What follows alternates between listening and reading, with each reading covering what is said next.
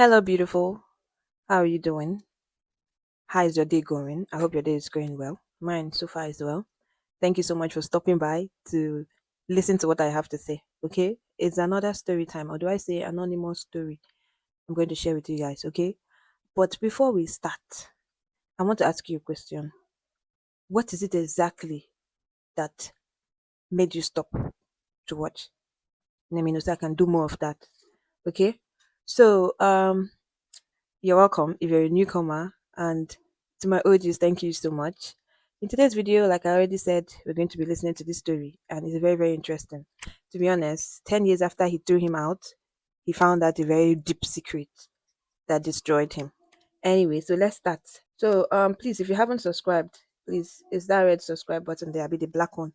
Hit that subscribe button, okay? When my wife died, I didn't just lose her. I lost the last piece of humanity too. The day she was buried, I came home to find her 12-year-old son sitting quietly by the door. His small frame looked even smaller in that big empty house. He wasn't crying. He wasn't speaking. He was just sitting there waiting for me to tell him what would happen next. But the truth is, I didn't want him there. I never really liked or wanted him there. You see, he wasn't my son. He was the child of a man my wife never spoke of. A man she once loved before life broke her spirit. Hmm. When I met her, she was 26, strong, beautiful, independent, raising a little boy all by herself. I admired her courage. I told myself I could love her and her son. And for a while I tried, but deep down, I knew my heart never truly opened to that boy. He reminded me of someone else's love, someone else's bloodline. Every time he called me dad, something inside me resisted. Still, my wife made it easier. She was warm, loving, and patient. She always stood between us, filling in the cracks, holding the house together. But the day she died, everything fell apart. I remember the morning I told him to leave. He was sitting at the dining table, staring at a plate of untouched food. His eyes were swollen, not from crying, but from holding back tears that refused to fall. I threw his worn out school bag at his feet. The strap was torn, the zipper half broken. Go, I said. My voice was cold. You're not my son. Your mother is gone. I have no reason to keep you here. He just looked at me. Not angry, not sad, just empty. He stood up quietly, picked up his bag, and walked to the door. Before stepping out, he turned slightly as if he wanted to say something, but he didn't. He walked out.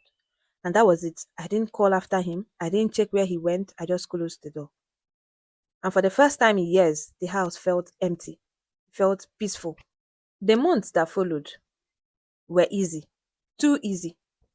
I sold the old house, I moved to a new city, my businesses started to grow again, no responsibilities, no noise, no memories. I built a new life, a cleaner one. At least that was what I told myself. Sometimes at night, I find myself staring at the ceiling, wondering if the boy was still alive. I'd picture him walking in the street, hungry, scared, and for a brief second, something inside me would ache.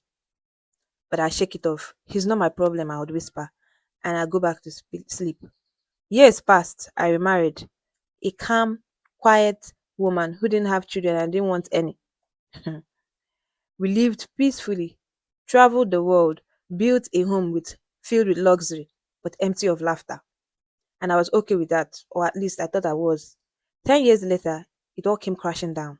It was a hot afternoon when I received the letter. No sender's name, just an address, a hospital. Inside was a short note. He wanted to see you before it's too late. Hmm. There was also a name, one I hadn't heard in years. It was his name. I froze. My heart started racing. Memories I had buried came rushing back. I don't even know why I went. Maybe guilt, maybe curiosity, but I went. When I got to the hospital, a nurse led me to a small room. The smell of disinfectant filled the air. Machines beeped softly beside the bed. And there he was, the boy I had thrown away. But he wasn't a boy anymore. He was now a man. Thin, pale, his body hooked up to wires and tubes. When he'd opened his eyes and saw me, he smiled weakly. Dad, he whispered. Chai, see they call him Dad, Sha. Dad, he whispered. The word stabbed through me like a knife. I wanted to speak, but my throat locked. He reached for something under his pillow.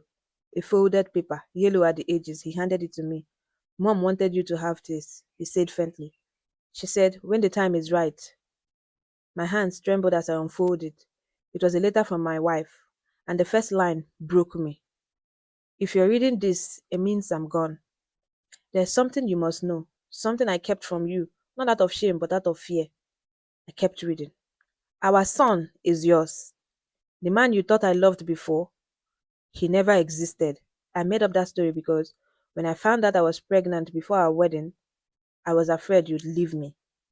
You were away on a business trip then, remember? I was scared. I thought I'd lose you, so I told you I had a baby before we met. But he's not yours. Always has been. But he's yours. Always has been. The paper slipped from my hand. I felt my knees give out. He was my son, the boy I had abandoned, the child I threw away, the one I told, I don't care if you live or die. He was my blood. Tears poured down to my face uncontrollably. I fell beside his bed and held his cold hand. Son, I didn't know. I cried, please forgive me, please. He smiled faintly. I knew, he whispered. Mom told me when I turned 12, but she made me promise not to tell you. She said you'd find out one day. He squeezed my hand gently. I forgive you, Dad. And then he took one slow breath, and that was his last. I sat there for hours, holding his hands, begging him to wake up. The nurses tried to pull me away, but I couldn't let go. My entire world crumbled in that moment. All the years I thought I was free, I was really running from my own blood. All the peace I thought I had was built on a grave I dug with my own hands. That night, I went home and opened his hospital file.